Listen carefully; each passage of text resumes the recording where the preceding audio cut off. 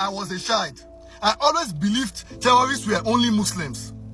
I thought Islam supports terrorism because the Western media, even Hollywood movies, always portray terrorists as only Muslims.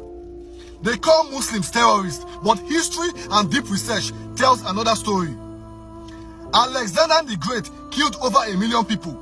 He wasn't a Muslim. Genghis Khan killed over 40 million. Churchill killed more than 3 million. He wasn't a Muslim. Lenin killed over 20 million.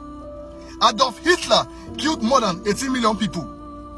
Mao Zedong killed more than 80 million people, yet he wasn't a Muslim. King Leopold of Belgium killed more than 15 million Congolese, and yet nobody tagged him a terrorist. You understand?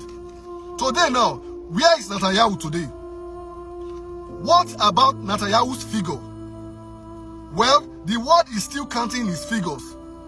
They call Muslims terrorists, but history doesn't lie.